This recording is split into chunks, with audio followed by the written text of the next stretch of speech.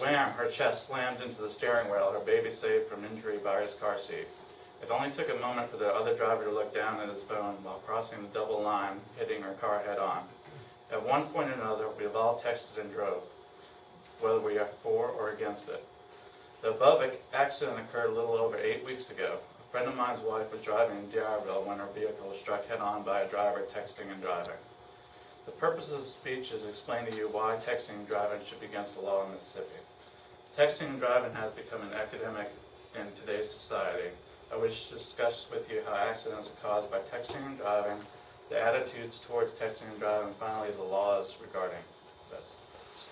First, I want to discuss how accidents are caused by texting and driving. Did you know the average time it takes to respond or read a text message is 4.8 seconds? In this time, at 55 miles an hour, you would travel the length of a football field, according to the National Highway Traffic Safety Association. During this time, you are distracted visually, mentally, and physically. You cannot see the road, are not concentrating on the control of the vehicle, and are not, in some cases, holding on to the steering wheel. A study by Virginia Tech states that a drunk driver needs 4 additional feet of braking to prevent an accident, while a person texting and driving needs 70. Texting and driving impacts your driving. Texting and driving impacts your driving that much. Secondly, I wish to discuss what the prevailing attitudes are towards texting and driving. Many young adults do not see texting and driving as an issue. In the National Highway Transportation Safety Survey, 77% of young adults surveyed stated they can safely text and drive. 55% of young adults claim that it is easy to text and drive. This lax attitude shows how prevalent it is today. You may be thinking, but my parents do it, so it must be okay. In the same survey mentioned above, 48% of kids have been in the car while a driver has texted and drove.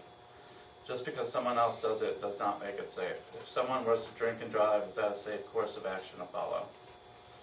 Finally, I wish to discuss with you the various laws that are in effect in our country.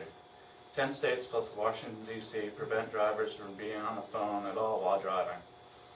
I believe that this is too harsh of a law in today's society. 39 states and Washington, D.C. prevent drivers from texting and driving. Mississippi is not one of them. If Mississippi were to enact such a law, I believe that this would help prevent accidents like the one above. In conclusion, I hope these facts have led you to the realization that texting and driving may be the most dangerous thing to do. I've discussed with you how accidents result, the attitudes, as well as the laws regarding texting and driving. In the accident mentioned above, my friend will go through at least a year rehab for her injuries. Meanwhile, the man that hit her walked away without a scratch. I drove past that accident that day and did not realize who it was and what happened. I'm sure you have texted and drove at least once in your life. You might have even done it today. I hope with these facts you will not do so.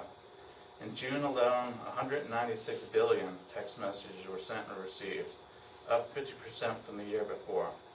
I hope that if you have seen that if you text and drive, you are likely to be in a serious accident and could have the potential to kill you or someone else. Thank you.